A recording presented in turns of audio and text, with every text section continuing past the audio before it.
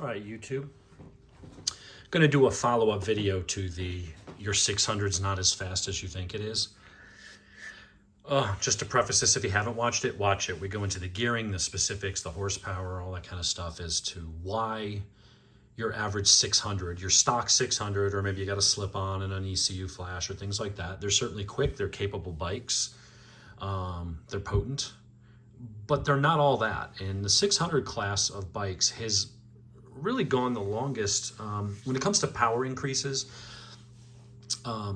They haven't moved the needle much in 15, 18 years. They've come up a little bit, but Euro 4, then Euro 5 restrictions and things like that have really kind of kept the 600 class. Plus, you know, there's only so much horsepower you're going to eke out of a 600.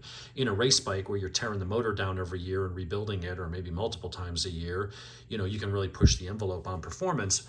But you're not worried about longevity and warranty and things like that. So for street bikes, there's really only so much they're going to squeeze out of them while remaining compliant and remaining reliable enough to warranty them and things like that. So, but still I see guys, oh yeah, my 05 CBR 600RR bone stock, you know, does 165 miles an hour and, you know, rips Hellcats on the interstate and stuff. And it's like, ugh.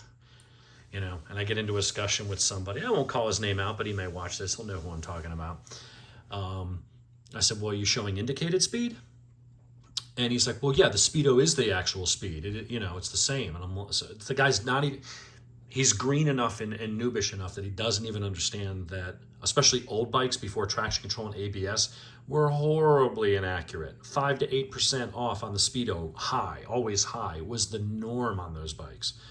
So your 165 is 153, which is about what a stock CBR 600 from that era should put out. So anyway, you know, one other thing I was thinking about as we're going through this, you know, in the other video, we go through the gearing and how it doesn't matter. You could put a turbo on your 600. If it's stock geared, it doesn't matter. If you hit redline, it's going to stop pulling. It doesn't matter how much horsepower it took to get you there. There is a top speed you could theoretically hit. And rather than going through the whole thing, it's just I just want to add an extra thing to consider to this video. Go back and watch. I'll link to it. Why your 600 isn't as fast as you say it is. And we go through aerodynamics. What's the realistic horsepower output of super sport bikes? With the average drag coefficient, what your gearing limitations are. Can you even hit redline in 6? And if you can, there is a limit. And most 600s won't actually bounce off the rev limiter in 6th with stock gearing. You have to gear them down, but then when you gear them down, that's going to change that top speed number. This top speed is not what your bike does. That top speed is what your bike could do if there was 0 air resistance and 0 rolling resistance. If you were in a vacuum. Well, if you're in a vacuum, you're dead and the bike isn't going to run because it needs oxygen for combustion. So not a realistic number to look at.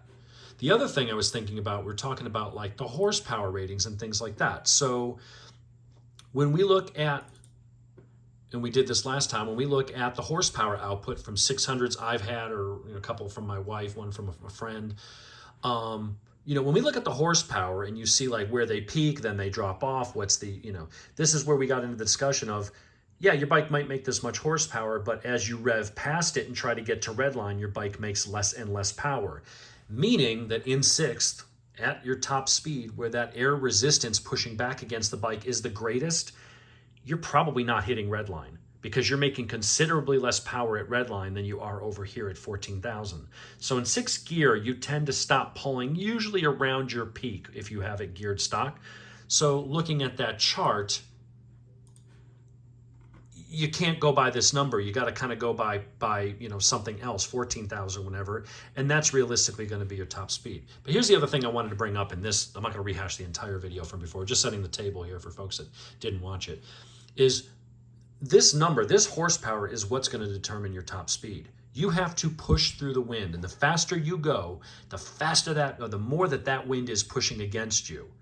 It progresses. You go 10 miles an hour faster. Now it's even pushing against you even harder. So you need even more horsepower to go the next 10 miles an hour. And it just keeps going up and up. It's not like, oh, every 5 horsepower you go another 5 miles an hour. The more horsepower you add and the faster you start going, the more power it takes, and the increments of your speed go up smaller and smaller. So the horsepower goes up, but your increase goes down. you may still be increasing, but you won't be as increasing by as much because of that wind resistance is always increasing proportional to speed. So understanding that horsepower is what's required, and lots of guys will quote, oh, my 600 makes this, it makes that. It actually doesn't. When you're looking at your dyno printout, they're using SAE or standard, whichever your tuner prefers. They're using a correction factor. When you look at your dyno chart, I guarantee you that 99.99% of you talk about, oh, I got a dyno chart that says it makes this. You've never looked at the uncorrected horsepower, okay? They always show it corrected. What is a correction factor? Okay. Understanding that climate's different, temperature's different, atmospheric pressure is different because of elevation, which determines how much oxygen is in the level and able to burn, your humidity on that particular day. There are a lot of things that go into and can greatly affect a motorcycle. Your bike makes probably 10 horsepower less in the summer than it does in the winter. If you take you're at 3,000 feet of elevation and you get a dyno pole, your bike might say, if you did it at sea level, where oxygen is most dense, you might make 100 horsepower. And then you take it home and you're at 3,000 feet elevation, your bike just dropped to 94 horsepower. So what they do so that it's, to make it sort of an apples to apples comparison, is they apply a correction factor. That's what the CF is in the upper corner.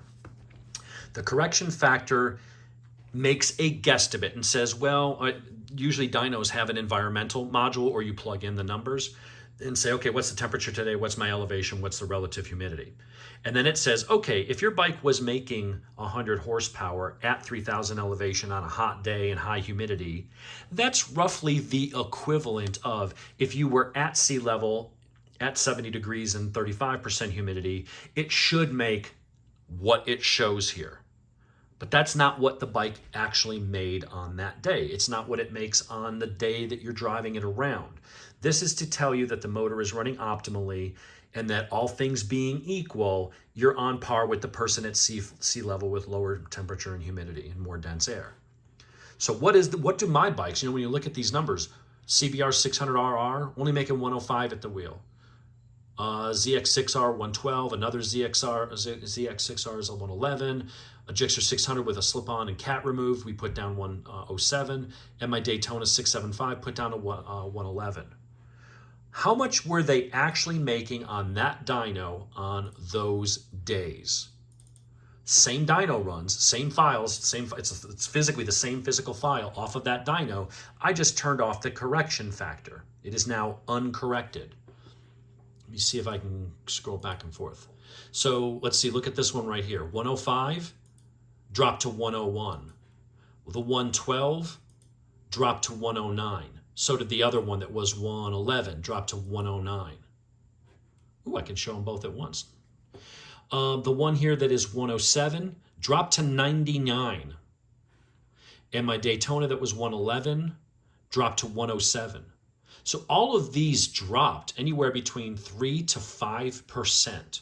That's what they're actually putting to the ground on that dyno and that elevation and the weather that it had that day. So while we like to talk about these numbers, or we like to say, well, in Sport Rider, I saw a dyno sheet of what it says, you have to take into a grain of salt or two that there is the corrected, but this is what actually moves you down the road. This is good for comparison's sake to say, is my bike tuned properly? Is the output of the motor roughly what it should be? The dyno operator and the software understands that your bike is not going to make as much horsepower at 4,000 feet of elevation, or if you're in Denver, as it would if you're in Monterey, California, or I don't know if Monterey is on the coast, whatever, Venice Beach, pick a place at sea level. They know that the bike is going to make, if they got the same mods, same state of tune, or they're both stock, taking your bike from California and going to Denver, you will immediately lose like 10 or 12% of your horsepower. Guaranteed. And there's no way to really tune around it. You can tune for that elevation, but there's only so much oxygen to burn. So unless you have your bike is boosted or something to get more oxygen in there or nitrous, it is what it is. Your bike will make less power at elevation. But in order to tell you if it's running properly, they'll say, yeah, it's given the fact of the elevation and changes and how much you're going to lose on average, your bike, making this horsepower at this elevation is the equivalent of making this horsepower at whatchamacallit. That's good for a comparison to say your both bikes are in the same state of tune. However, the guy that's doing a second gear pull in Florida or at some area of low elevation or something like that, and you doing the pull at your elevation, his bike will be faster. Not because it's a better tune, but because his bike is physically making more power. At your elevation, your numbers are down here. If I was up at higher elevation, they'd be even lower. That's the 600s. So let's look at the leader bikes. So leader bikes that I've had over the years, at least some of them.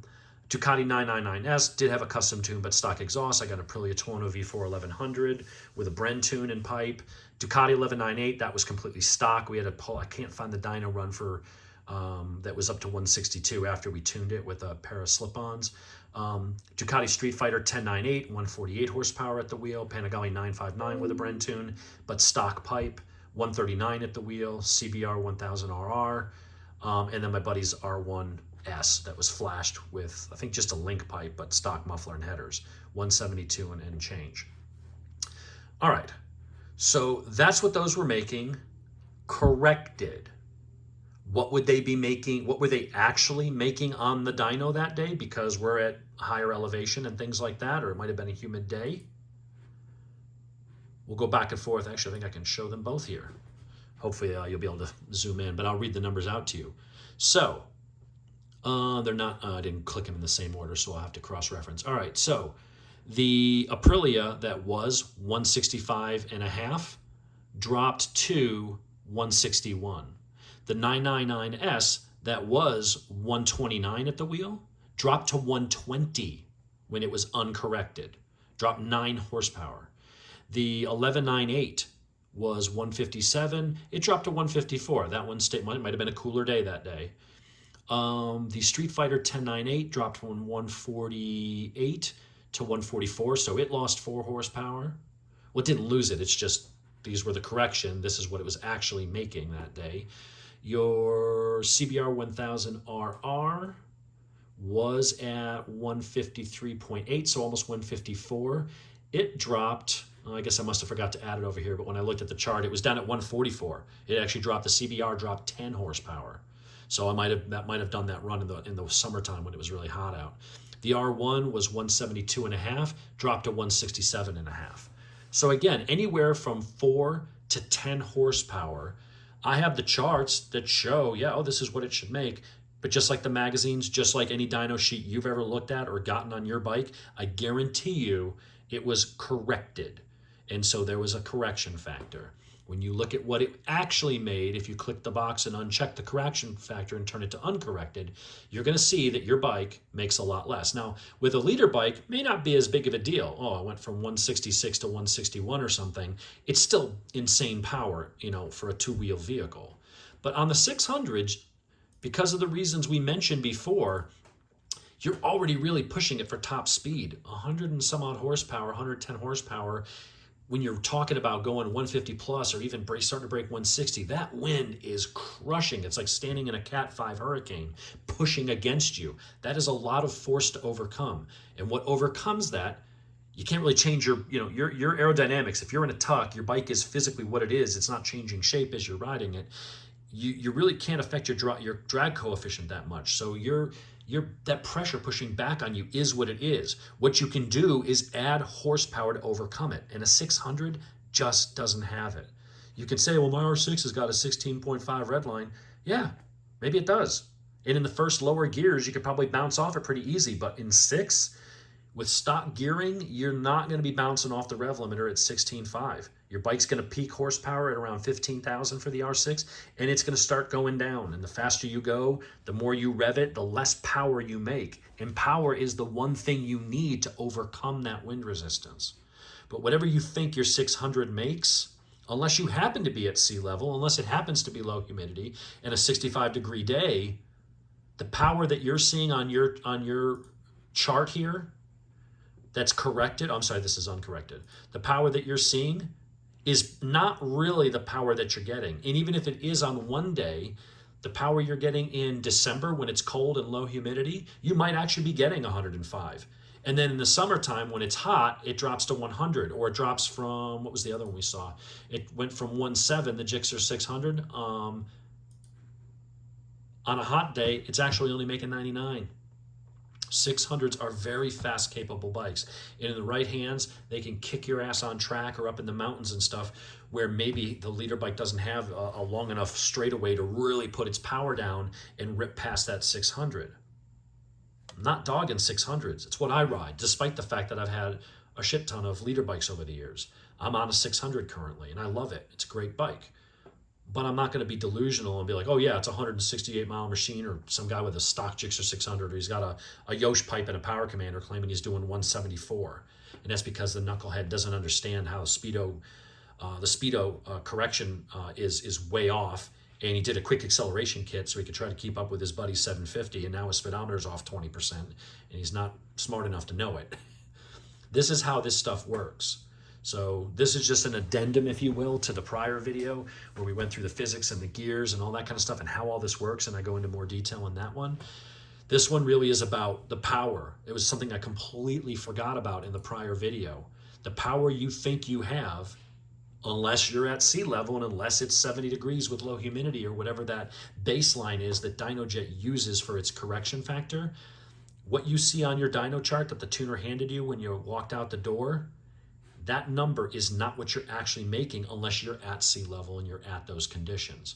If you're at higher sea level, or if it's hotter, or if it's more humid, or any of those things, and especially if you don't live near the ocean, you're not at sea level or something like that. When you're, living in Georgia near the mountains, or you're in Denver, or you're in the mountains in California, or whatever it might be, that number, that's not the real. This is the real number, the uncorrected. And that's what you need to plug in. You need to, if he just gave you a printout, then you're not going to actually know what your power is. You need the actual run file, and then you can go into the software like I did and actually plot it on the chart, and you can check that box. But when you see, oh yeah, I'm making 107, blah, blah, blah, and then you're like, okay, well, what did you actually make? Because the dyno records that. What it puts on the chart is what you tell it to, and it applies the math and says, well, it's the equivalent. If you had been at sea level, this is what you should have made. That's what your corrected is. But what did her 600 actually make on the dyno that day? 99.5 horsepower. That's what it actually made. If she took it down to sea level or on a cool day, yeah, it'd probably make about 107. But that's the difference. So you need to understand that. When you just start quoting stats because you read it in a magazine or you heard your buddy say something, there's a lot more going on behind the scenes that you have to take into account. Yes, you could have gotten it tuned at some place, at sea level, and then you rode your bike back to Denver and your bike just dropped 15 horsepower. And it's going to stay that way because you're at high elevation. There's less oxygen to burn. So anyway, that's today's lesson for noobs and 600 fanboys that never actually rode a fast bike. That was another thing the guy said. Like, well, 600s, there's not that much difference between 600s and 1000s. I'm like, what are you, retarded? You might say, well, in a quarter mile, or, it's only a second faster. Well, that's a big bit faster. And the thing is that a quarter mile, your 600 is 80% through its usable speed range, whereas that leader bike is just getting started. So do a half mile, do a 1 mile, and you're going to see that leader bike is a speck in the distance as that 600's topped out, and that leader bike is just gone. It's in another postal code. So again, 600 fanboys that have ever actually ridden leader bikes and stuff, and think that going fast on the going fast on the interstate makes you a good rider. Come on, guys, grow up. Take the time to learn what's actually going on, and you'll sound a lot more intelligent. Anyway, have a good one. There's today's drama.